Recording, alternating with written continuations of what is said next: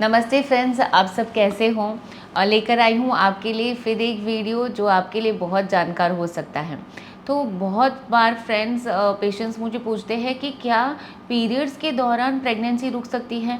यानी कि बहुत बार पेशेंट्स को पीरियड्स रेगुलर आ रहे हैं और पर फिर भी जब हम सोनोग्राफी निकालते हैं तो पता चलता है कि प्रेगनेंसी है। तो ये क्यों होता है ऐसा कि पीरियड्स आ रहे हैं फिर भी सोनोग्राफी रिपोर्ट्स में बताया है कि प्रेगनेंसी है।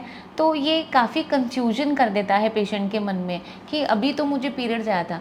कभी कभी ऐसा भी होता है कि 2 बार पीरियड्स आ गए और तीसरी बार पीरियड्स मिस हो गए, तो ऐसा लगता है कि अब प्रेगनेंसी रुकी है, लेकिन प्रेगनेंसी बहुत पहले ही रुकी हुई रहती है। मतलब आपके हिसाब से आपको ऐसा लग रहा है कि इस बार प्रेगनेंसी इस बार मेरे पीरियड्स मिस हुए तो अभी मेरी प्रेगनेंसी 2 महीने की ही होगी, लेकिन जब भी सोनोग्राफी निकालते हैं तो पता चलता है प्रेगनेंसी 3 साढ़े 3 महीने की ऑलरेडी हो चुकी होती हैं। पर आपको तो पीरियड्स पहले महीने में आया था, फिर भी ऐसा कैसे हुआ। तो कभी कभी फ्रेंड्स ऐसा होता है कि प्रेगनेंसी रुकने के बाद भी थोड़ा बहुत ब्लीडिंग हो जाता है। इसको हम जो कि इम्प्लांटेशन ब्लीडिंग बोलते हैं। और ये इम्प्लांटेशन ब्लीडिंग होता है वो आपके पीरियड्स के डेट के आगे पीछे ही, इनफैक्ट आगे ही रहता है। पीरियड्स के आने से 2-3 दिन पहले ही आपको ये इम्प्लांटेशन ब्लीडिंग होता है। इम्प्लांटेशन ब्लीडिंग यानी इसका मैंने ऑलरेडी वीडियो पहले ही बताया हुआ है। इम्प्लांटेशन ब्लीडिंग क्या होता है मैं शॉर्ट में आपको बता देती हूँ कि जब गर्भ जो बना हुआ गर्भ रहता है, जब थैली की लाइनिंग पे चिपक के रहता है तो वो थोड़ा सा थैली की लाइनिंग को खुदेरता है, जिस वजह से थोड़ा सा ब्लीडिंग आपको पता चल सकता है। ये ब्लीडिंग आपको नॉर्मल पीरियड से कम मात्रा में रहती है, हार्डली थोड़ा सा स्पॉटिंग जैसा ही रहता है और 1 दिन या 2 दिन ही रहता है, ज़्यादा करके 24 घंटे से कम ही रहता है। कभी कभी किसी को 2 दिन भी जाता है, क्योंकि ये पीरियड्स के दिनों के आजू बाजू में रहता है। आपको ऐसा लगता है कि आपके पीरियड्स आ गए हैं, पर असलियत में तो आपकी प्रेगनेंसी रुकी है, असलियत में तो आपका इम्प्लांटेशन हुआ है। तो ये आपकी गलत फैमिली हो जाती है कि मुझे तो पीरियड्स आया है तो फिर ये प्रेगनेंसी कैसे रुक सकती है। ठीक है, फिर अगला पीरियड जब आप मिस करते हो तब आपको पता चलता है कि यार मैं तो प्रेगनेंसी टेस्ट तो पॉजिटिव आई है, और सोनोग्राफी में जाते हो तो 1.5 महीने की बजाय 2.5 महीने की प्रेगनेंसी बता देते हैं। ठीक है, तो अगर आपको प्रेगनेंसी रुकी है और थोड़ा बहुत भी ब्लीडिंग हो रहा है बार बार, तो ये भी अच्छी साइन नहीं होती है।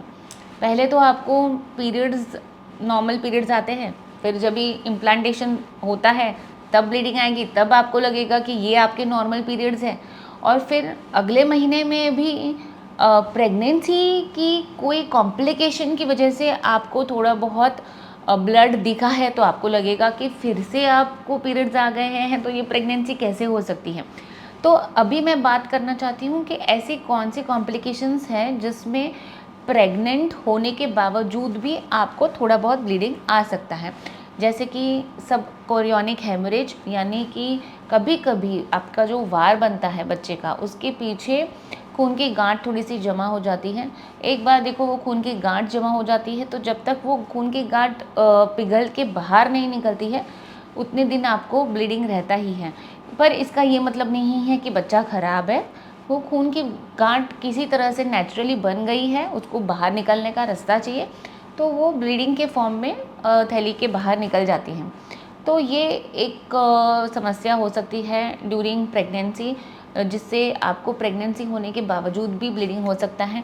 दूसरी इम्पॉर्टेंट चीज़ है एक्टोपिक प्रेगनेंसी, यानी कि आपको गर्भ में नहीं बल्कि गर्भ के बाहर प्रेगनेंसी रुकी है, ट्यूब्स में प्रेगनेंसी रुकती है, तब ऐसा होता है कि थोड़ा बहुत स्पॉटिंग आपको हो सकता है।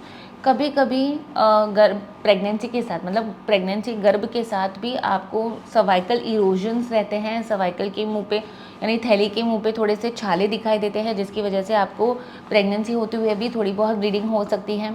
सो फ्रेंड्स, ऐसे छोटे छोटे कारण होते हैं, बहुत सारे कारण होते हैं जिसमें आपको हर महीने पीरियड्स आता है पर प्रेगनेंसी भी रुकती है, और पीरियड्स के आपको लगता है कि पीरियड्स के दौरान प्रेगनेंसी रुकी हुई है।